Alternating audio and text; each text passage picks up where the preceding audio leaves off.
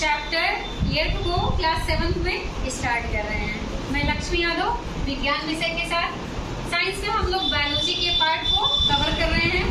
जो चैप्टर है chapter 8, chapter का नाम है जीवों में श्वसन।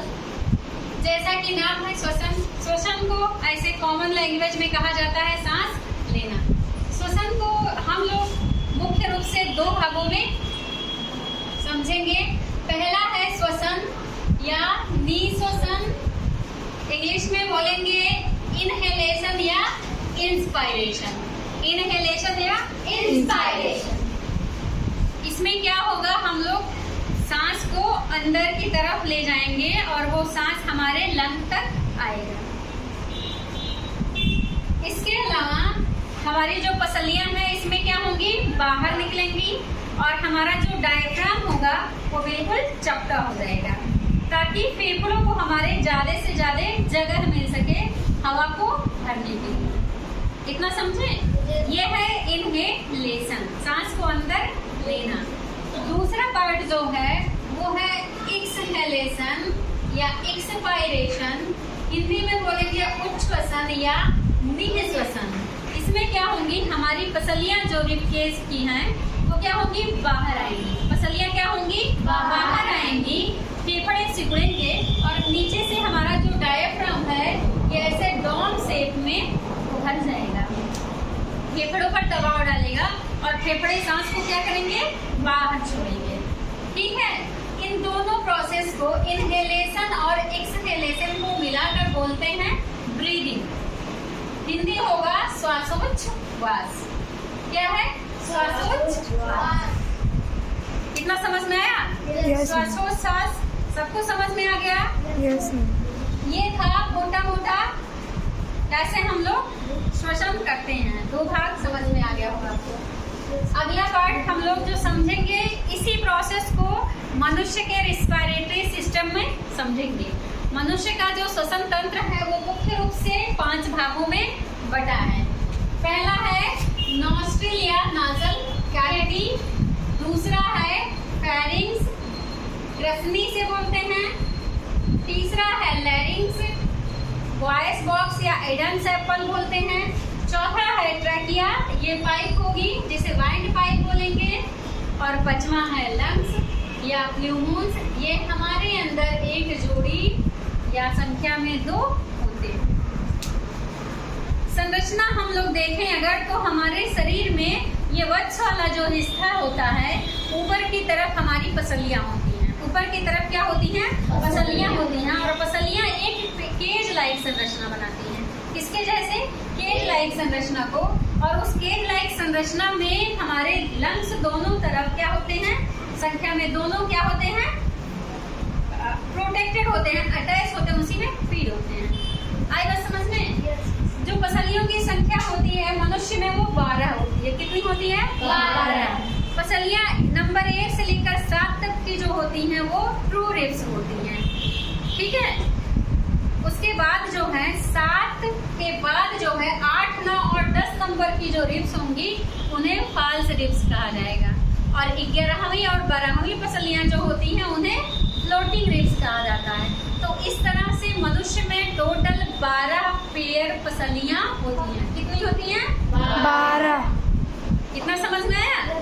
पसलियों की इंग्लिश होगी क्या, रिब। क्या होगा, रिब। ये 12 रिब्स आपस में मिल करके क्या बनाते हैं, रिब के। आइए हम लोग डायग्राम की हेल्प से समझते हैं। डायग्राम को हम लोग देखेंगे तो ये मनुष्य का एक रेस्पिरेटरी सिस्टम है। सबसे पहले ये है क्या, नोज। ये क्या है, नोज।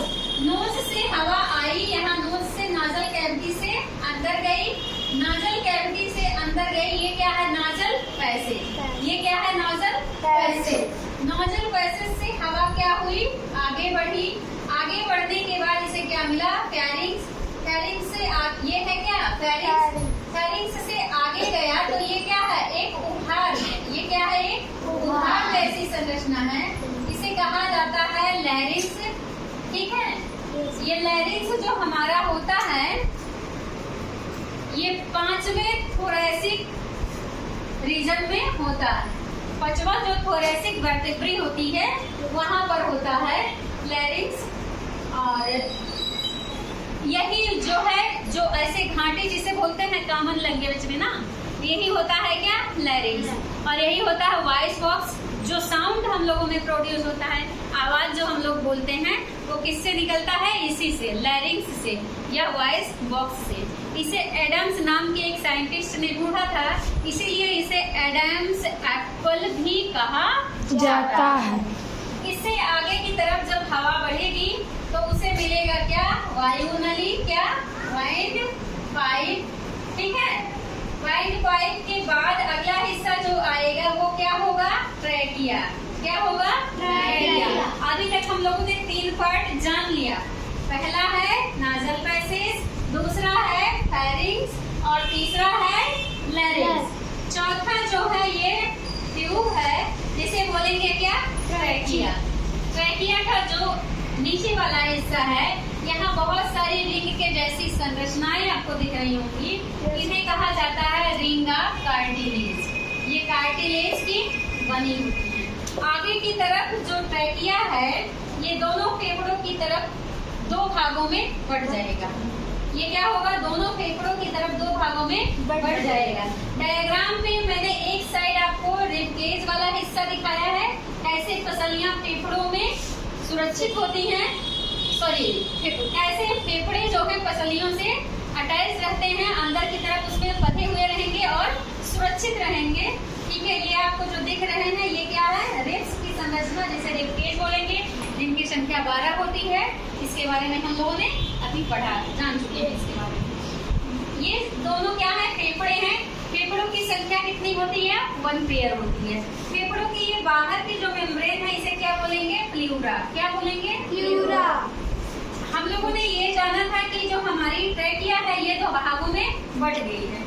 यहाँ बढ़ने के बाद जो इसका मेन नली जो होगा, इसे बोलेंगे मेन ब्रांची। क्या बोलेंगे, मेन ब्रांची। 2 ब्रांच में बटा है ना, एक लेफ्ट साइड और एक राइट साइड। तो मेन ब्रांची जो है वो आगे बढ़ेगी और फिर ब्रांचेस में और बटेंगी। तो और ब्रांचेस में जो बटेंगी उन ब्रांचेस को बोलेंगे ब्रांचियोल्स। क्या बोलेंगे, ब्रांचियोल्स। ब्रांचियोल्स जो है वो आगे की तरफ बढ़ के सैक लाइक संरचना होगी। ये देखिए, आपको सैक लाइक संरचना दिख रही होगी कुछ ऐसे। कौन सी सैक है, ये एयर सैक है। इन सैक लाइक संरचनाओं में खुलेगा और ये एयर सैक जो है ये फेफड़ों की वॉल से, जो प्ल्यूरा है, उससे अटैच होते हैं। अब ये हवा ब्रांची से, मेन ब्रांची से कहाँ आया था, ब्रांचियोल्स में, और ब्रांचियोल्स से जो एयर सैक है इनमें क्या करेगा, खुल जाएगा।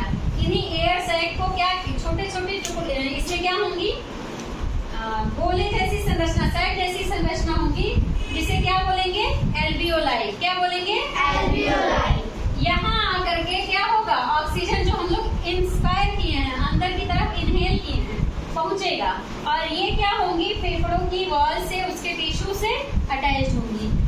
इसमें क्या होगा, जो बॉडी का लंग है उसमें क्या होगी, कार्बन डाइऑक्साइड गैस होगी ना। लेकिन ये फेफड़े जो हैं कहाँ जाएंगे, उनसे एक्सचेंज करेंगे। क्या करेंगे, एक्सचेंज। इसमें जो है क्या, ऑक्सीजन गैस है। क्या है, ऑक्सीजन गैस। और हमारी बॉडी के जो लंग का प्ल्यूरा है, टिश्यू है, वहाँ क्या है, कार्बन डाइऑक्साइड। यहाँ पर ऑक्सीजन डालेगा और वहाँ पर क्या है, कार्बन डाइऑक्साइड डालेगा। कार्बन डाइऑक्साइड और ऑक्सीजन का क्या होगा, एक्सचेंज। क्या होगा, एक्सचेंज। एल्वियोलाई जो है वो क्या करेंगी, ऑक्सीजन को देंगी और कार्बन डाइऑक्साइड को वापस लेंगी। ठीक है, जब ऑक्सीजन यहाँ आएगा तो ऑक्सीजन क्या करेगा, जो हम लोग ब्लड के साथ क्या होगा, बॉडी में सप्लाई होगा। तो जो हम लोगों ने भोजन लिया था, डाइजेशन हम लोगों ने पढ़ा है ना, उसका डाइजेशन में फूड का सबसे सिंपल फॉर्म क्या था, ग्लूकोज। क्या था, ग्लूकोज। ग्लूकोज से ऑक्सीजन क्या करेगा, रिएक्शन। और रिएक्शन करेगा जब ऑक्सीजन से, तो ये कौन सी प्रोसेस होगी, ऑक्सीडेशन। ऑक्सीडेशन प्रोसेस में ऑक्सीजन ग्लूकोज से रिएक्ट करेगा, यहाँ कार्बन डाइऑक्साइड, जल और एनर्जी क्या होगी, प्रोड्यूस होगी।